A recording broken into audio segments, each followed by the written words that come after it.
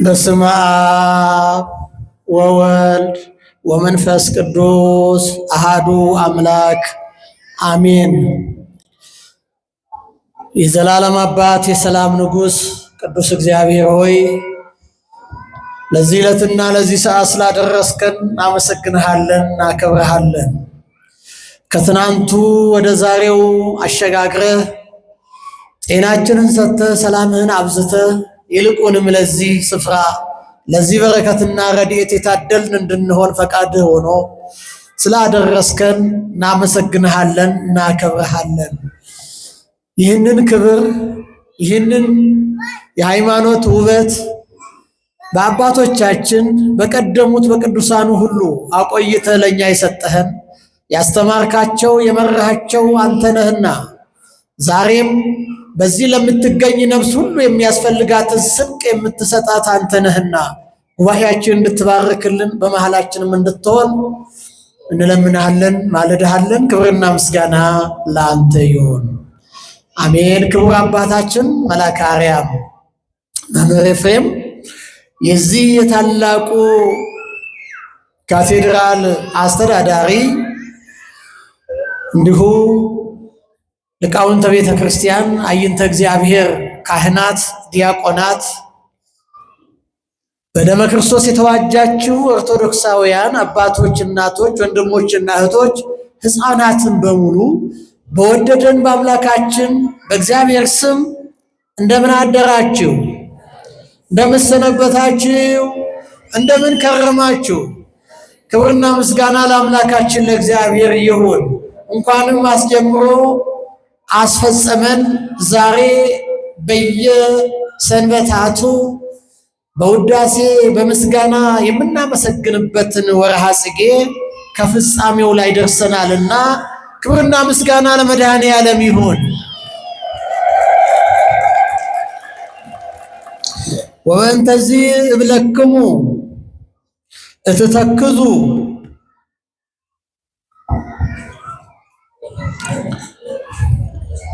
እውነት እላችኋለሁ፣ ስለዚህም እላችኋለሁ አትጨነቁ። ስለምትበሉት፣ ስለምትጠጡት፣ ስለምትለብሱት፣ ስለማንኛቸውም ነገር አትጨነቁ። የጌታችን የመድኃኒታችን የኢየሱስ ክርስቶስ ቃል ነው። በዚህ ዕለት የተነበበው ቅዱስ ወንጌል ከማቴዎስ ወንጌል ምዕራፍ 6 ከቁጥር 25 እስከ መጨረሻው ቁጥር 34 የተነበበ ክፍል ነው። ከዚህ ክፍል ውስጥ እግዚአብሔር እንደፈቀደ ለአጭር ደቂቃ እግዚአብሔር እንዲያስተምረን ርዕስ አድርገን የምንወስደው አትጨነቁ የሚል ነው። ምንድን ነው ያልኳችሁ? አትጨነቁ። ይህንን ትምህርት ያስተማረው መድኃኒታችን ኢየሱስ ክርስቶስ ነው። ይህ ክፍል የተራራው ስብከት በማለት ይታወቃል። በማቴዎስ ወንጌል ምዕራፍ 5 ምዕራፍ 6 እና ምዕራፍ 8 የተራራው ስብከት በመባል ይታወቃል። መድኃኒታችን ኢየሱስ ክርስቶስ በገዳመ ቆሮንቶስ 40 ቀንና 40 ሌሊት ስለኛ እኛን ሰው ለማድረግ ስለኛ ሰው የሆነው ሳያስፈልገው ስለኛ የጾመ እሱ ሳያስፈልገው ስለኛ የጸለየ እሱ ሳያስፈልገው ስለኛ ሱባኤ የገባ አምላካችን መድኃኔዓለም ይህን ካደረገ በኋላ የማስተማር ትምህርቱን ሲጀምር የመጀመሪያው ታላቁ ክፍል የተራራው ስብከት ወይም አንቀጸ ብፁዓን የሚባል ነው።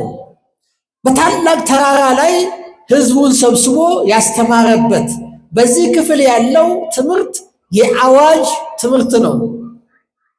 የአዋጅ ትምህርት ነው። በሌላ ጊዜ መድኃኒታችን ኢየሱስ ክርስቶስ የሚያስተምረው ትምህርቱ የተለያየ መነሻ ይኖራቸዋል። ወይ ከሕዝቡ በመጣ ጥያቄ ምክንያት ሊሆን ይችላል፣ ወይንም ደግሞ አንድ በተደረገ ተአምር መነሻነት ሊሆን ይችላል። ይሄኛው ግን የአዋጅ ትምህርት ሕዝቡን ሰብስቦ በተራራ ላይ ሆኖ ያስተማረው ትምህርት ነው። ከዚህ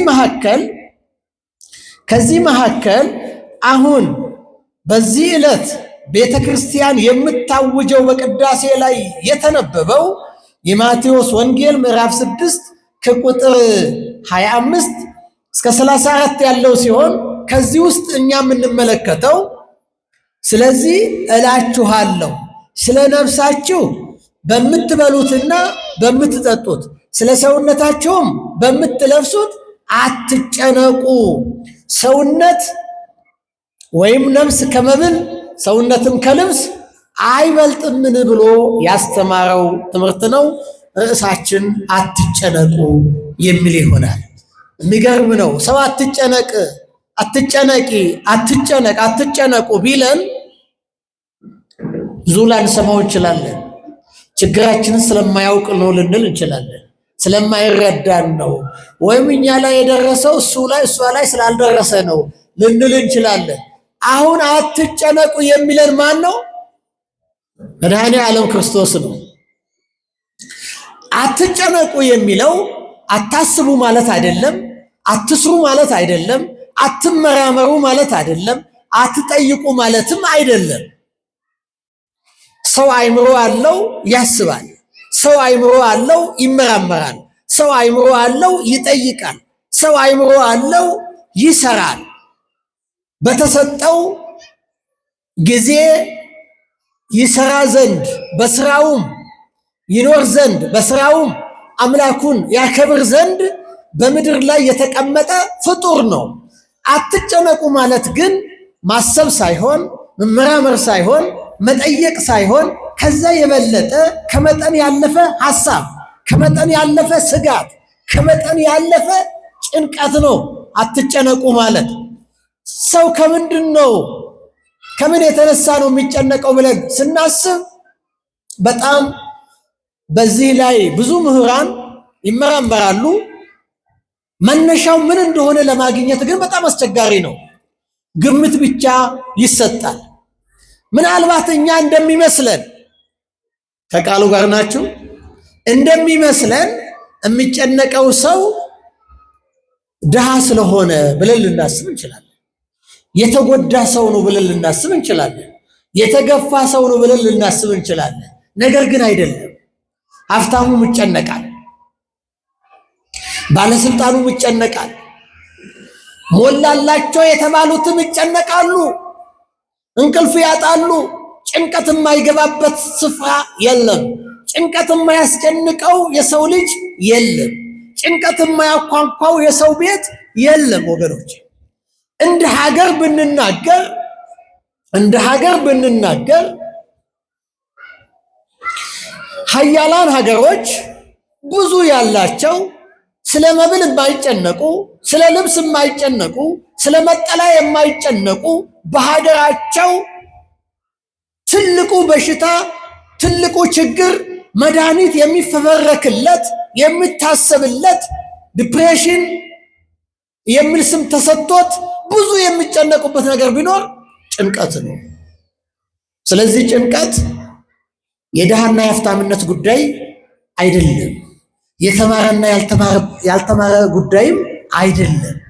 ጭንቀት በተለያየ ችግር ውስጥ መሆንም አይደለም። ጭንቀት ራሱን የቻለ የሁሉም ቤት የሚያንኳኳ ነገር ግን ይሄ ነው ተብለው የዓለም ጠበብት ሊያስቀምጡት ያልቻሉ ነገር ግን ግምት የሰጡ ነገር ነው። መድኃኒታችን አትጨነቁ አለ። ለእኛ የሚያስብ ጌታ አትጨነቁ ብል ይቻለዋል። ጭንቀትን ማስወገድ የሚችል ለጭንቀት መድኃኒትን መስጠት የሚችል አምላካችን ክብርና ምስጋና ለሱ ይሁን። አትጨነቁ። አንድ ግምታዊ የሆኑ መነሻዎችን ጭንቀት ምንድን ነው የሚለውን ሶስት ነገሮችን እናይና መድኃኒቱንም እንደዚሁ በአጭሩ እንመለከታለን። እግዚአብሔር ይግለጥልን። አሜን። ጭንቀት ምን እንደሆነ በአጭሩ ለማየት ሞክረናል። እንግዲህ ለሰው ልጅ እነዚህ በዚህ ክፍል ላይ የተጠቀሱት ነገሮች የግድ አስፈላጊ ናቸው። የቅንጦት አይደለም። ሰው መኖር ካለበት መብላት የግዴታ ነው። መኖር ካለበት መጠጣት የግዴታ ነው። መኖር ካለበት መልበስ ወይም መጠለያ ማግኘት ግዴታ ነው። ግን ጌታችን ምንድነው ያለው? ስለነዚህ አትጨነቁ አለ። ሌላ ምሳሌዎችን አመጣ። እናንተ ስለመብል ስለመጠጥ ከመጠን በላይ በመጨነቅ በራሳችሁ ላይ አደጋን የምታመጡ እስቲ የሰማይ ወፎችን ተመልከቱ አለ። የሰማይ ወፎች ማሳ የላቸውም፣ ደሞዝ የላቸውም፣ ጎተራ የላቸውም፣ ቀለም የሚሰፍርላቸው የለም። ነገር ግን አሉ፣ ይመገባሉ፣ ይኖራሉ። እግዚአብሔር ይመግባችኋል። ወፎችን የሚመግብ ጌታ፣ ወፎችን የሚጠብቅ ጌታ እናንተን በአምሳሉና በመልኩ የፈጠራችሁንማ እንዴት ነው የሚለው አምላካችን። ለእናንተ እንዴት የማያስብ ይመስላችኋል? እናንተን የማይመግብ እንዴት ይመስላችኋል? ስለዚህ አትጨነቁ። ብትጨነቁም ደግሞ በእናንተ የምታመጡት ለውጥ የለም አለ። አጭሩ ረዥም ለመሆን ረዥሙም ራሱን አጭር ለማድረግ ጥቁሩን ፀጉር ወደ ነጭ መለወጥ እማትችሉ እንዴት ትጨነቃላችሁ? ስለ ልብስስ እንዴት ትጨነቃላችሁ? እግዚአብሔር ለሰው ልጅ ጥቅም የፈጠራቸው በምድር ላይ ያሉ እጽዋት፣ ሳር፣ አበባዎችን ተመልከቷቸው።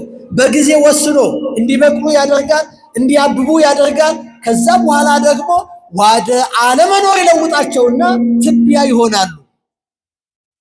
ስለዚህ እነዚህን የሚያለብስ ምድርን የሚያለብስ ሰማይን በከዋክብት የሚያስጌጥ ጌታ እናንተን በመልኩ በአምሳሉ የፈጠራችሁ ለእናንተ የማያደርግ ይመስላችኋል ወይ?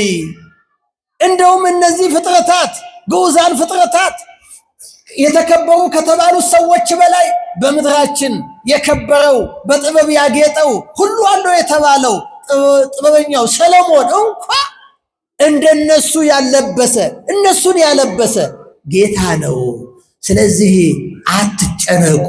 ከነዚህ ጋር አነጻጸረና ለምን ትጨነቃላችሁ? ምን ማለት ነው ወገኖቼ? እየሰማችሁ ነው አይደለ እንዴ? ታዲያ እንዴት አንጨነቅም ልትሉኝ ትችላላችሁ። እንዴት አንጨነቅም፣ እንዴት አናስብም ልትሉኝ ትችላላችሁ። እዚህ ጋር የእግዚአብሔር ቃል ሊያስተምረን የፈለገው ነገር ምንድን ነው?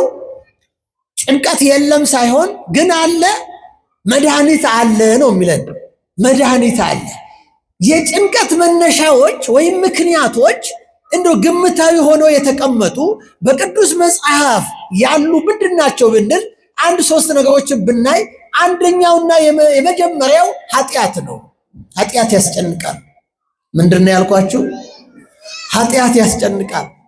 ኃጢአት የስጋት ምንጭ ነው። ኃጢአት እረፍት ይነሳል። ኃጢአት የህልና እረፍትን ይነሳል። የአእምሮ ሰላምን ይወስዳል። ኃጢአት የሚያስጨንቀው ሰው ሐኪም ቤት ቢሄድ መድኃኒት የለውም። ምናልባት የአእምሮ በሽተኛ ነው ተብሎ ቢሰጠው እንኳን ሌላ በሽታ ደርቦ ነው የሚገባው፣ አያገኝም። ለዚህ ነው ቃየል ወንድሙን ከገደለ በኋላ በኃጢአቱ ምክንያት ከሸሸ በኋላ እንዲህ ይል ነበረ፣ ያገኘኝ ሁሉ ይገለኛል። የሚያገኘው ሁሉ ገዳዩ ይመስለው ነበረ። የሚያየው ሁሉ እሱን የሚያሳድድ ይመስለው ነበረ። የሚያየው ሁሉ ጠላቱ ይመስለው ነበረ። ለምን?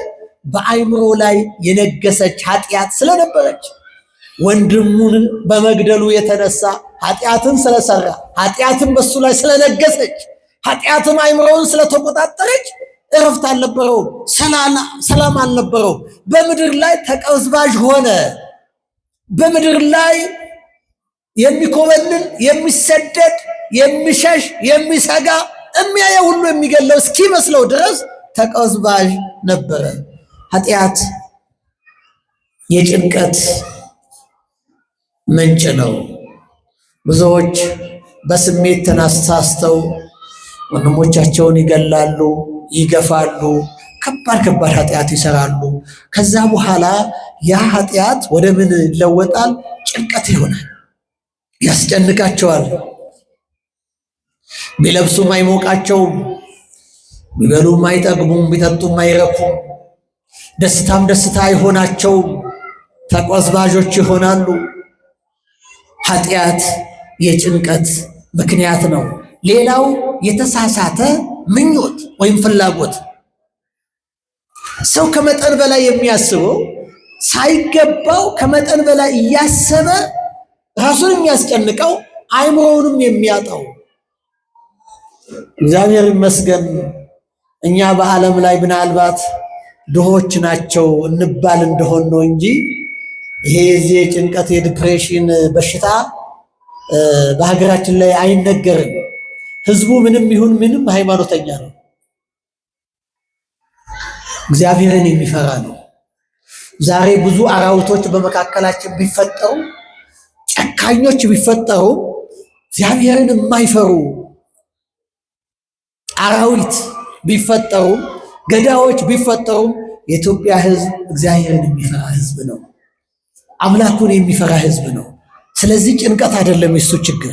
በሌሎች ላይ የምናየው ግን ቅድም እንዳልኳችሁ ትልቁ በሽታ ሙሉ ጤንነት አለው፣ እግር እጅ አለው፣ ይንቀሳቀሳል፣ አይምሮ ግን ሰላም የለውም። በመድኃኒት ላይ ተደግፎ ይኖራል። ይሄ የተሳሳተ ፍላጎት ምኞት ማለት ምን ማለት ነው? ያልተሰጠውን መመኘት፣ የሱ ያልሆነውን መፈለግ፣ የሌላውን በመመኘት ከመጠን በላይ ማሰብ፣ ያንንም ሐሳቡን ለማሳካት ኃጢአት መስራት። ወገኖቼ ለእያንዳንዳችን የተሰጠን ነገር አለ። ቅዱስ ዮሐንስ መጥምቀ መለኮት ዮሐንስ ሲናገር እይክል ሰብ ነሲአ ጸጋ ወኢምንተኒ እመእተውህበ ሎቱም ሰማይ፣ ማንም ሰው ከሰማይ አንዳች ከተሰጠው ምንም ሊቀበል አይችልም አለ። ከሰማይ ካልተሰጠው ሰው ያልተሰጠውን ስልጣን ፍለጋ ሲወጣ የተሳሳተ ፍላጎት፣ የተሳሳተ ምኞት ነው።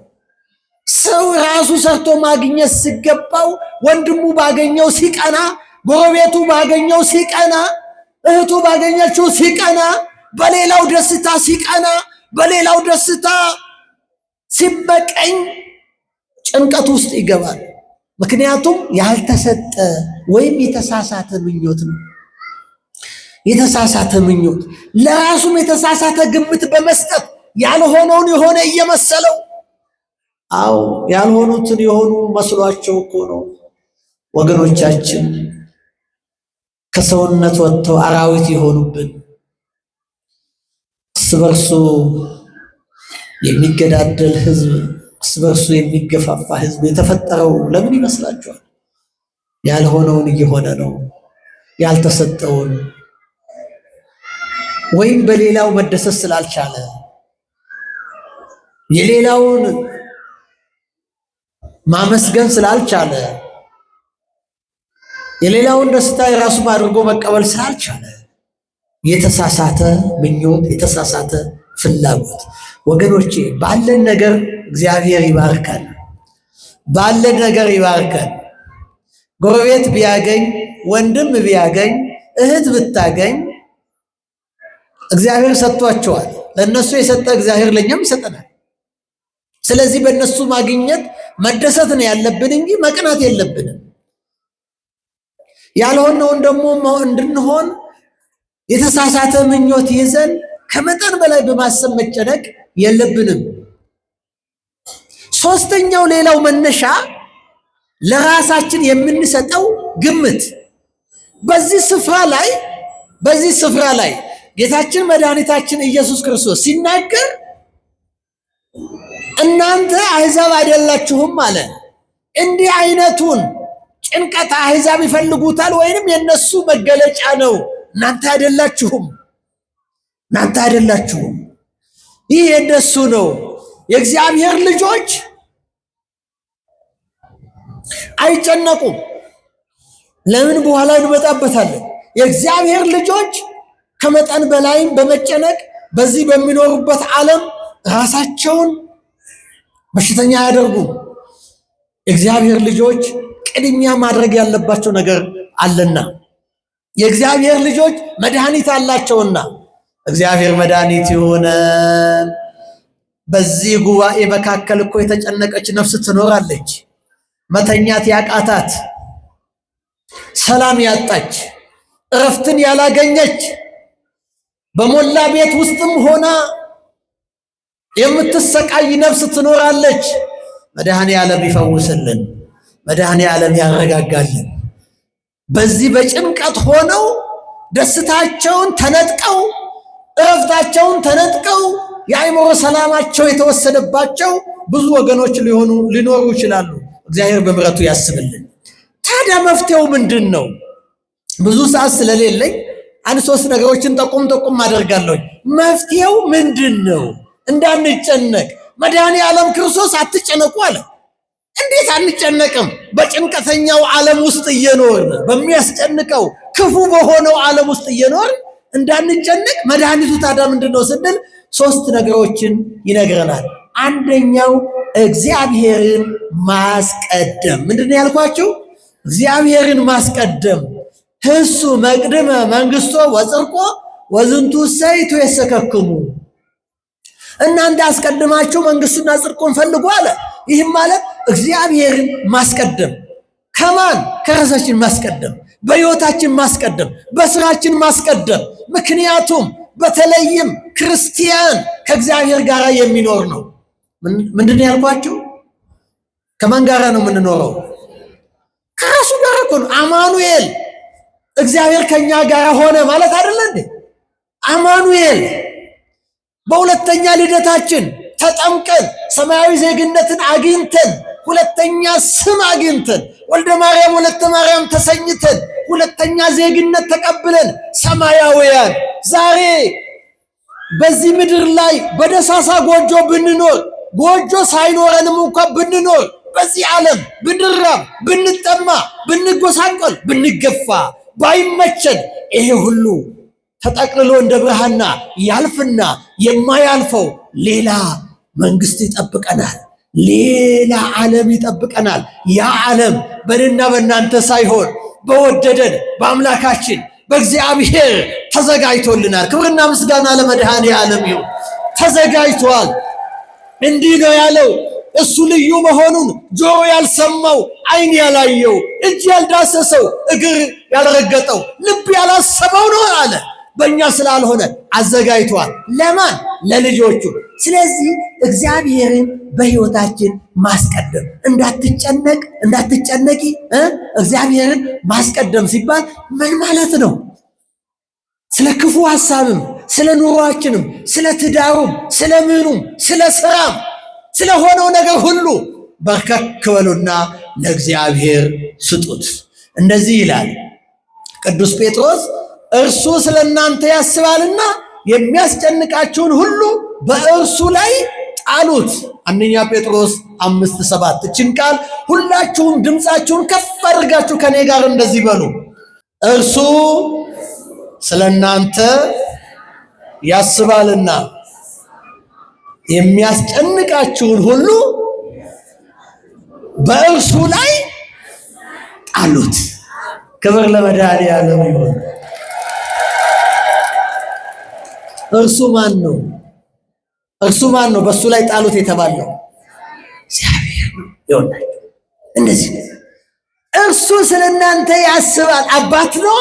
አባት ለልጁ እንዴት አያስብም? ያውም እንደዚህ እንደ ስጋ አባት። ጨካኝ አባት አይደለም፣ ጨካኝ እናት አይደለም። በአባትነቱ ወረት የሌለበት፣ በፍቅሩ ወረት የሌለበት፣ ወዶ የማይከዳ አባት፣ የዘላለም አባት፣ ከድተነው በድለነው ጀርባችን ሰተነው የማይተወን አባት እርሱ ስለ እናንተ ያስባልና።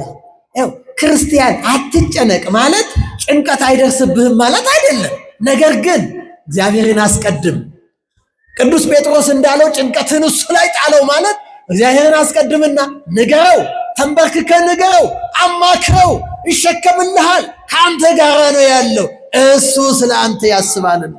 የሚገርም ነገር ነው እግዚአብሔርን ማስቀደም። ወገኖቼ ጭንቀትን የሚያስነሱ ችግሮች በቤታችን ይፈጠራሉ፣ በትዳር መካከል ይፈጠራሉ፣ በጓደኛዎች መካከል ይፈጠራሉ።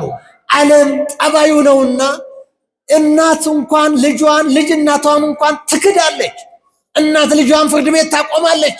ይሄ በዚህ ዘመን የምናየው ነው። ወንድም ወንድሙን ይክዳል። በዚህ ዘመን የምናየው ነው። ወዴት ነው የምትሄዱት? ተንበርከኩና ተንበርከኩና ጭንቀታችሁን ሊሸከም የሚችል ስለእናንተ ለሚያስበው ጌታ አስረክቡት። ስለዚህ እግዚአብሔርን ማስቀደም። ሁለተኛው በእምነት መኖር። ምንድነው ያልኳችሁ? በእምነት መኖር የዲፕሬሽን መድኃኒት ነው እየነገርኩ ያለው። በእምነት መኖር፣ በሃይማኖት መኖር። በሃይማኖት መኖር ማለት ምን ማለት ነው? ሁላችን በሃይማኖት ተወልደን በሃይማኖት የምንኖር ሃይማኖት ያለን ነን። ነገር ግን እንደዚህ አለ በዓለማችን በጊዜያችን ሰው ሃይማኖቱ በላይ ያለው ስሙ የሚለብሰው ካባው የሚለብሰው ነጠላው ሆኖ ቤተ ክርስቲያን ሲመጣ ሃይማኖተኛ፣ ወደ ዓለም ሲሄድ ዓለማዊ የሚሆንበት እምነቱ ያልተዋሃደው ሰው የበዛበት ጊዜ ላይ ስላለን ሐዋርያው እንዳለው በሃይማኖት ብትኖሩ ራሳችሁን መርምሩ የሚለውን ማየት ግድ ይሆናል። በእምነት መኖር የጭንቀት መድኃኒት ነው። በሰዓት ልዩነት አይደለም። ዛሬ እሑድ ጠዋት በዚህ ቅጽረ ግቢ እንዳለን ሁሉ ወደ ስራችንም ስንሄድ በየትም ስፍራ ላይ በየትኛውም የሥራ አይነት በየትኛውም ቄ በየትኛውም መንደር እኛው መሆን አለብን። ኦርቶዶክስነታችን በዚህ ግቢ ብቻ አይደለም። እየሰማችሁኝ ነው? ለዚህ ምን አለ ቃሉ? ያለ እምነትም እግዚአብሔርን ደስ ማሰኘት አይቻልም። ወደ እግዚአብሔር የሚደርስ እንዳለ ለሚፈልጉትም ዋጋ እንዲሰጥም ያምን ዘንድ ያስፈልጋል። ዕብራውያን ምዕራፍ 11 ከቁጥር 6 ይኸውላችሁ፣ እግዚአብሔርን ለማስደሰትም ማመን ያስፈልጋል። በእምነት መኖር ያስፈልጋል። ወደ እግዚአብሔርም ለመድረስ ወደ ጸጋው ዙፋን ለመድረስ ጩኸታችን የሚደመጥበት ዙፋኑ፣ ጸሎታችን የሚሰማበት የጸጋው ዙፋን ለመድረስም በእምነት መኖር ያስፈልጋል። እምነት የኑሯችን መሪ እንጂ እምነት ስም አይደለም። ለምሳሌ በዚህ ዓለም አንድ የፖለቲካ ፓርቲ ለፓርቲው የሚሰጠው ስም አለ። እገሌ የዛ ፓርቲ አባል ነው እንደሚባለው አይደለም። እንደ ዕቁብ አባልም አይደለም። ሃይማኖት እንደሱ አይደለም። ሃይማኖት በውስጣችን የሚኖር ነው። ፍሬን እንድናፈራ የሚሰጠን ኃይል አለው። ሃይማኖት ማንነታችንን ውጫዊ ማንነታችን ብቻ ሳይሆን ውስጣዊ ማንነታችንም የሚገልጥ ነው። ሃይማኖት ሰው ሰራሽ ስላልሆነ ከእግዚአብሔር የተሰጠ በውስጣችን የሚኖር በውስጣችን ኃይል፣ መሪ፣ ብርሃን ሆኖ የሚኖር መነጽር ሆኖ የሚኖር የማይታየውን የእግዚአብሔርን መንግስት ስውሩን ነገር ገልጦ የሚያሳይ መሳሪያ ኃይል ነው። በዚህ ሃይማኖት የሰበሰበን አምላካችን ክብርና ምስጋና ይግባው። እየሰማችሁኝ ነው? በደንብ ገብቷችኋል? ይሄም ማጨብጨቡ ጥሩ ነው፣ ግን እንደው አንዳንድ ጊዜ ሳይገባንም ስለምናጨበጭብ አደራችሁ በደንብ አንደርስታንድ ማድረግ አለብን። እንዲገባን ያስፈልጋል። ስለዚህ በሃይማኖት የሚኖር ሰው ከመጠን በላይ አስቦ አይጨነቅም። ጭንቀቱን ለማን ይተዋል? ይሄ ለኛ አዲስ አይደለም። እያንዳንዱ ሰው አሁን ልቡ ቢከፈት በእግዚአብሔር ፊት ፋይል እንዳለው ይታወቃል። ፋይል አለ፣ የተከፈተ ፋይል። ቅዱስ ገብርኤል ይህን ሰጥቻለሁ ፈጽመው፣ እመቤቴ ቅድስት ድንግል ማርያም ሰጥቼሻለሁ፣ መድኃኔዓለም በፊት አድርጌዋለሁ። ይሄ ማለት እኮ ሌላ እኮ አይደለም። ጭንቀታችሁን በእሱ ላይ ጣሉት፣ እሱ ስለ እናንተ ያስባልና። የመጨረሻው አንድ ልበልና ላጠቃለው፣ በእግዚአብሔር ላይ መደገፍ ነው። አንደኛ እሱን እናስቀድማለን፣ ሁለተኛ በእምነት እንኖራለን፣ ሶስተኛ በእሱ ላይ መደገፍ አለብን። ሰው በራሱ ሊቆም አይችልም። እንደምታውቁት በራሱ እንዲቆም የማያደርጉት ብዙ ሁኔታዎች አሉ በዚህ ዓለም ላይ። በኑሯችን ብቻችን አንቆምም። እርስ በርሳችን እንደጋገፋለን። የእርስ በርሳችን መደጋገፍም አያቆመንም። ሄደን እግዚአብሔርን የምንፈልግበት ጊዜ ይኖራል። ብዙ ጊዜ ሰው ደግሞ ሲጨነቅ አደጋ ሲደርስበት የሆነ ነገር ሲሆን ነው እግዚአብሔር ትዝ የሚለው። ክርስቲያኖች ግን እንደዛ አይደሉም። ክርስቲያኖች ዕለት ዕለት አብረው ይኖራሉ። ዕለት ዕለትን በሱ ላይ ይደገፋሉ። ኃይል ስለሆነ በሱ ላይ ይደገፋሉ። ዋስትና ስለሆነ በሱ ላይ ይደገፋሉ። በዚህ ዓለም እናንተ ለቤታችሁ ለመኪናችሁ ዋስትና አለ። ኢንሹራንስ ትገባላችሁ። ለምንድን ነው ኢንሹራንስ የምትገቡት? አንደኛው በግዳጅ ትገባላችሁ። መንግስት የራሱን ኪሳራ ለመቀነስ ሶስተኛ ወገን ግቡ ብሎ ያስገድዳል። ሌላው ደግሞ እናንተ ሙሉ ኢንሹራንስ እንዲኖራችሁ ትገባላችሁ፣ ለቤታችሁም ለመኪናችሁም። ለምንድን ነው እማታውቁት? ወደፊት ምናልባት ቢከሰት፣ ግልጽ ነው፣ ቢከሰት የሆነ ነገር ቢፈጠር እኔ መክፈል ስለማልችል ትንሽ ለድርጅቱ እየከፈልኩኝ ድርጅቱ ያንን ይሸፍንልኛል ነው ዋናው አስፈላጊነቱ። የነፍሳችን ኢንሹራንስ እግዚአብሔር ነው። የህይወታችን ኢንሹራንስ እግዚአብሔር ነው። በሱ ላይ ነው የምንደግፈው። እንዲህ አለ አምላካችን እግዚአብሔር በነቢዩ በኢሳይያስ አድሮ በአንተ ታምናለችና በአንተ ለምትደገፍ ነፍስ ፈጽመ በሰላም ትጠብቃታለህ። ሰምታችሁኛል? ይህንንም አብረን እስቲ አንድ ጊዜ እንበለው ሁላችሁ። በአንተ ታምናለችና በአንተ ለምትደገፍ ነፍስ ፈጽመህ በሰላም ትጠብቃታለህ። በሰላም ትጠብቃታለህ። ትንቢተ ኢሳይያስ ምዕራፍ 26 ከቁጥር 3 ላይ ያለ ቃል ነው። በሱ ለሚደገፉ እግዚአብሔር ይጠብቃቸዋል። የሚጠብቃቸውም ደግሞ በሰላም ነው። የአእምሯቸው ሰላም እንዳይወሰድ፣ እረፍታቸውን እንዳያጡ እግዚአብሔር እነዛን ይጠብቃል። በመግቢያ እንዳልኳችሁ ሰው በቁሳቁስ ነገር ሰላምን ሊያገኝ አይችልም። በቁሳቁስ ነገር እረፍት ሊኖረው አይችልም። የአእምሮ ሰላም የሚመጣው ከላይ ነው። የህልና እረፍት የሚመጣው ከእግዚአብሔር ዘንድ ነው። ወገኖቼ አንድ ጊዜ አንድ ሰው ሀብታም ነው፣ ትልቅ ግቢ ያለው፣ ሁሉ የተሟላለት ነው።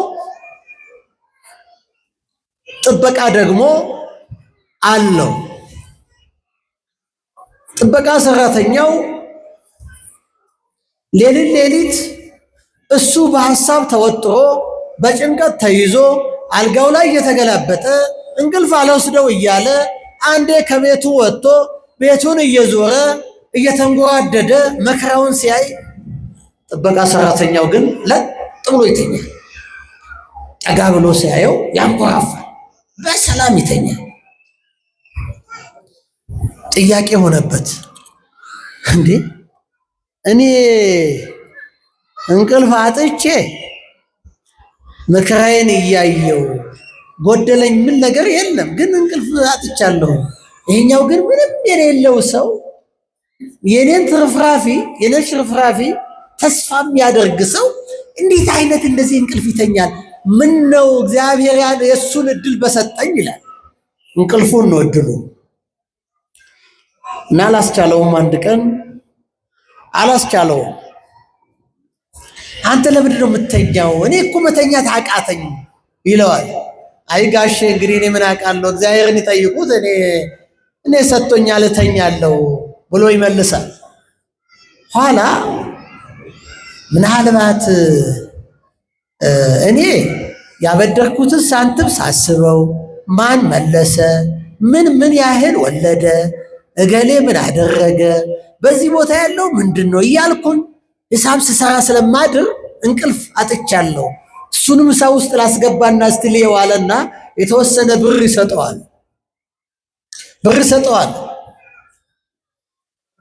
ይህ በሰላም የሚተኛው ሰውዬ ያን ብር ሲወስድ እሱም እንቅልፍ ያጣል። አንድ ቀን እንቅልፍ ካጣ በኋላ ጋሼ ይቅርብኝ፣ እኔ እንቅልፉ ነው የሚሻለኝ ያውሎት ብሎ መለሰላቸው ይባላል። ይህ ትክክለኛ ታሪክ ነው። አሁን ብሩ ሳይሆን